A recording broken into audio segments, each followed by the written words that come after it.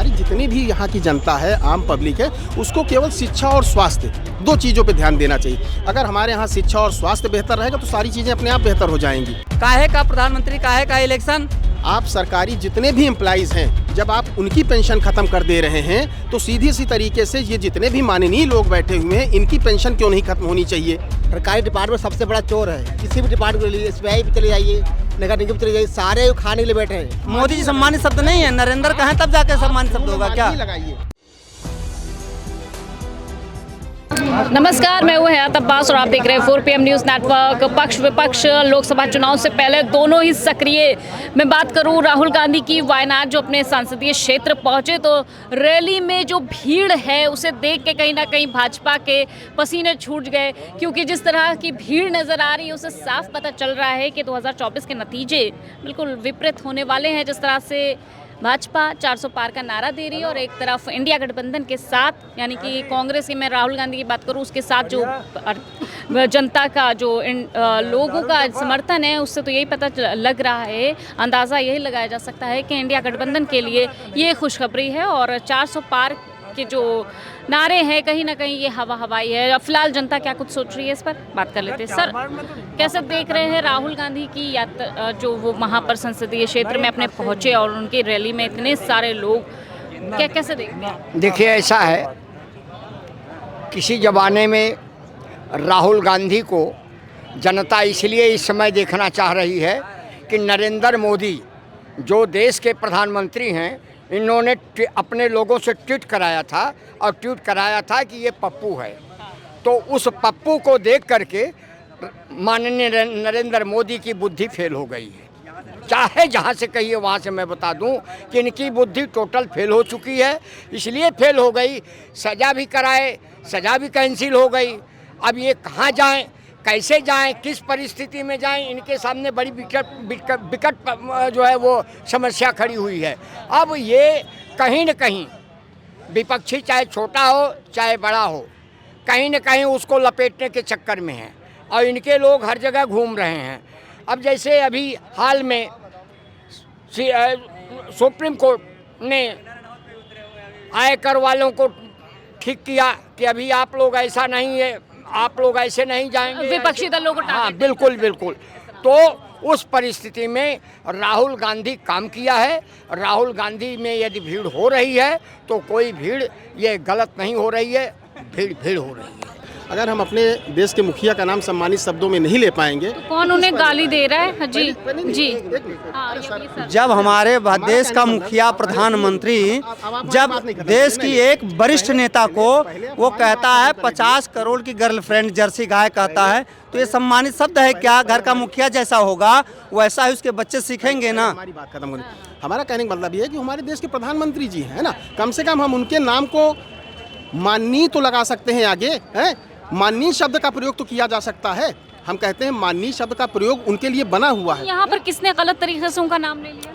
मैंने गलत तरीके की बात नहीं की। मैंने कहा जैसे लोग एक अमूमन कहते हैं मोदी जी, यार क्या मोदी जी यार, मोदी जी क्या? तो मतलब उनको बहुत ज्यादा रिस्पेक्ट। माननीय मोदी जी आप कह सकते हैं ना, माननीय। आपका बिल्कुल सही कहने को, मोदी जी मत कहिए, उनका नाम लीजिए, कहिए नरेंद्र मोदी, दामोदर दास मोदी, ये कहना चाहिए। यही चाह रहे। मोदी जी सम्मानित शब्द नहीं है, नरेंद्र कहें तब जाके सम्मानित शब्द होगा क्या? नरेंद्र मोदी माननीय किसी को नहीं कहते तो उनको कौन माननीय कहेगा? हम कहेंगे।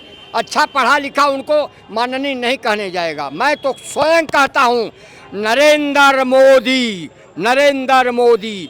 जब इंदिरा गांधी मुर्दाबाद कह करके 17 महीने 10 दिन इमरजेंसी में रहा जा सकता है और लोकतंत्र सेनानी घोषित किया जाता है, तो नरेंद्र मुर्दाबाद कहने में हमको कोई हिचक नहीं है और कोई डर है। केवल एक मुद्दा, चुनाव, कौन जीतेगा कौन हारेगा। आज चुनाव का रिजल्ट आया, नेक्स्ट डे से नए चुनाव की तैयारी। मुद्दा तो ये होता है ना कि किस मुद्दे पर वोट करेंगे। वही मेरा कहने का मतलब ये है कि हमारी जितनी भी यहाँ की जनता है, आम पब्लिक है, उसको केवल शिक्षा और स्वास्थ्य, दो चीज़ों पे ध्यान देना चाहिए। अगर हमारे यहाँ शिक्षा और स्वास्थ्य बेहतर रहेगा तो सारी चीज़ें अपने आप बेहतर हो जाएंगी, है ना। तो मेरा कहने का मतलब कि सबसे मेन मुख्य शिक्षा है ना। शिक्षा के तरीके जितने चेंज होते जा रहे हैं, एक आम व्यक्ति जो अपनी फीस नहीं भर पाता है, बच्चों की फीस भरने के के लिए जो प्राइवेट स्कूल हैं, प्राइवेट स्कूलों में आप देखिए 4,000 रुपये 5,000 रुपये पर मंथ फीस, मतलब क्वार्टरली फीस जो लोग लेते हैं उनकी आप समझिए 15,000 रुपये फीस है ना। तो मेरा कहने का मतलब कि शिक्षा के स्तर को भी एक किया जाना, जैसे सारी चीज़ें एक करने के लिए आप सोच रहे हैं, सबसे पहले शिक्षा के स्तर को एक कीजिए, सबसे पहले शिक्षा के स्तर को एक कीजिए और सभी शिक्षक स्कूलों की जो फीस का रेशियो हो, उन फीस के रेशियो को एक सिलेबस करके उसको एक निर्धारित कीजिए कि अगर मान लीजिए सरकारी स्कूल है तो सरकारी स्कूल पहली बात तो और बेहतर कर दीजिए कि आदमी को वहाँ तक जाने की ज़रूरत ना पड़े। लेकिन अगर मान लीजिए बेहतर नहीं हो सक रहे हैं ठीक तरीके से जैसे हम चाह रहे हैं, तो कम से कम प्राइवेट के जो स्कूल हैं उनकी फ़ीस का एक दायरा सीमित करिए कि अगर भैया का लड़का है, दादा का लड़का है, हमारा लड़का है, तो अगर हमारे लड़के की 2,000 फीस जा रही तो इनकी भी 2,000 होनी चाहिए। ये नहीं कि हमारे लड़के की 2,000 जा रही, फलाने स्कूल में 5,000 जा रही, अगले स्कूल में 10,000 जा रही। पहली चीज़ तो है कि फ़ीस के स्तर को चेंज करना चाहिए। दूसरी चीज़, आप सरकारी जितने भी एम्प्लॉइज़ हैं, जब आप उनकी पेंशन ख़त्म कर दे रहे हैं तो सीधी सी तरीके से ये जितने भी माननीय लोग बैठे हुए हैं इनकी पेंशन क्यों नहीं खत्म होनी चाहिए? इनकी पेंशन क्यों नहीं खत्म होनी चाहिए? हैं भाई, जितने भी माननीय लोग बैठे हैं, सांसद हो गए, विधायक हो गए, इनकी भी पेंशन पे रोक होनी चाहिए ना। भाई आपका जब आना फ्री है, जाना फ्री है, खाना फ्री है, सारी चीज़ें आपकी जब फ्री है तो फिर आपको पेंशन की क्या ज़रूरत है? भाई आप तो आम पब्लिक के सेवक हैं। और जो व्यक्ति 60 साल तक पूरी नौकरी करके जीवन अपना उसमें संघर्षपूर्ण लगा करके उसकी आप पेंशन बंद कर दोगे तो उसके बुढ़ापे का एकमात्र सहारा उसकी पेंशन होती है। बहुत से ऐसे माँ बाप हैं कि जिनकी औलादें उनकी सेवा केवल उनकी पेंशन की लालच में करती हैं। अब आप ये मत पूछिएगा कि कौन है, ये नहीं बताया जा सकता। मैं पूछूं नहीं कि कौन है नहीं बताया जा सकता। बहुत से ऐसे परसेंटेज रहते हैं कि जिनके बुढ़ापे में सेवा उनकी पेंशन की लालच में होती है कि पापा 4 दिन और रहें तो इनकी पेंशन आ रही, अभी इनकी सेवा होगी। और वही पेंशन का आधार जब आप एक खत्म कर दो, और बहुत से ऐसे भी मतलब जो है बच्चे हैं कि जिनको पेंशन से कुछ नहीं मतलब, उनको अपने पिता की सेवा भाव से मतलब है, लेकिन परसेंटेज दोनों हैं, है ना। तो कहने का मतलब आपको उनकी पेंशन के विषय में भी सोचना चाहिए कि 60 साल व्यक्ति नौकरी करके छोड़ के आता है, आप उसकी पेंशन क्यों खत्म कर रहे हैं भाई? हैं जब आप 5 साल के व्यक्ति की पेंशन नहीं खत्म कर रहे हो तो जो व्यक्ति 60 सालों तक जा करके सेवा करके आता है उसकी पेंशन आप खत्म कर दे रहे हैं। बहुत अच्छी बात कही है। एक चीज़ और दूसरी चीज़, हमारा स्वास्थ्य पे, हमारे जितने भी जन औषधि केंद्र हैं, हमारा मतलब जो है उच्च स्तरीय लोगों से मेरा आग्रह और निवेदन है कि जन औषधि केंद्र में जो दवाइयाँ मिलती हैं वो दवाइयाँ एक सामान्य केवल दवाइयाँ मिलती हैं, है ना। उसमें जैसे मान लीजिए जो मेजर बीमारी की दवाइयाँ हैं, अगर वो बीमारी की दवाइयाँ नहीं मिलेगी तो हमारे जन औषधि केंद्र का क्या फ़ायदा? मान लीजिए हमारी दवा कोई मार्केट में, हमें किडनी की बीमारी है मान लीजिए, और किडनी की हमारी कोई दवा अगर 1,500 रुपये प्राइवेट दुकान पे मार्केट में मिल रही है और वो दवा अगर हमें जन औषधि केंद्र में नहीं मिल रही है तो हमारे जन औषधि केंद्र का क्या फ़ायदा?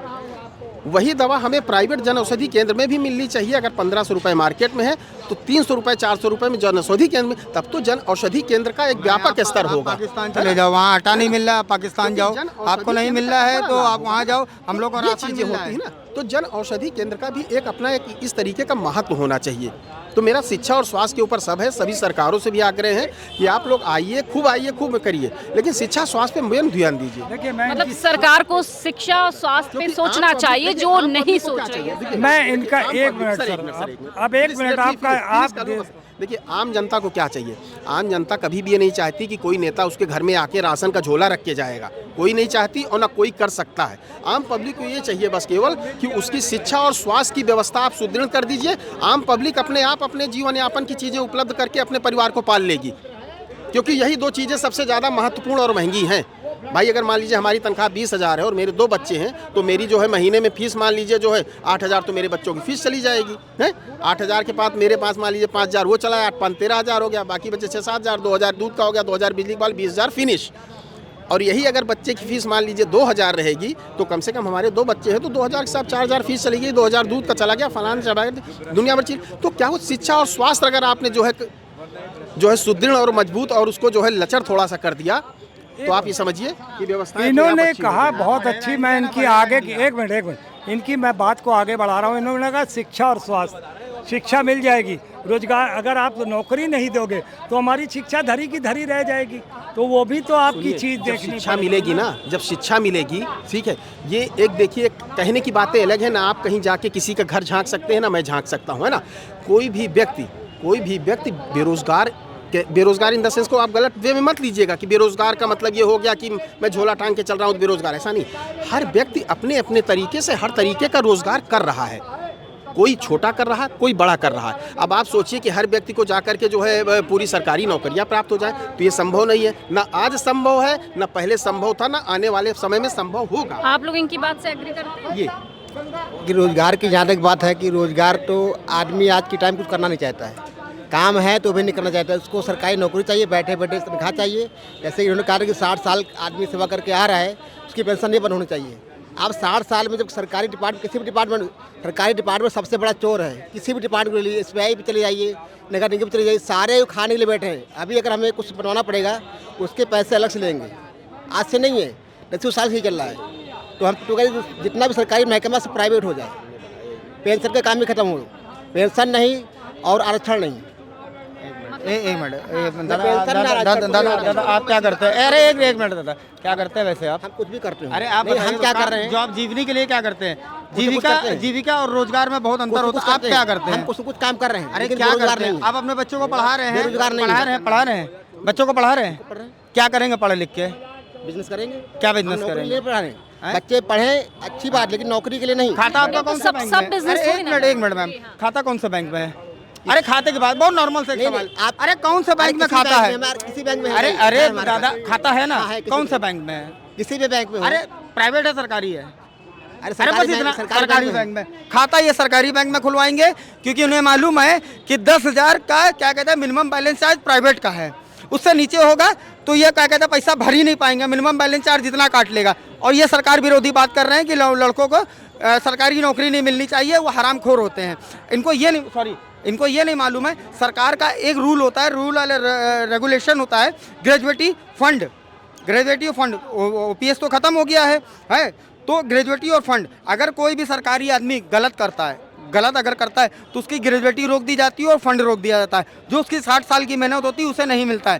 प्राइवेट आदमी जो 4 महीना काम करता है, वो कोई भी गड़बड़ कर दे तो ठेकेदार उसे क्या करता है, लात मारता है, बाहर कर देता है। ना उसकी ग्रेजुएटी गई ना फंड गया, उसमें सवालदेही कोई जवाब नहीं होता है। जैसे आप ले लीजिए एग्जाम्पल, कानपुर के अंदर 5 ऑर्डिनेंस फैक्ट्रियाँ हैं, इस समय 49 और 51 का रेशियो चल रहा है प्राइवेटेशन में।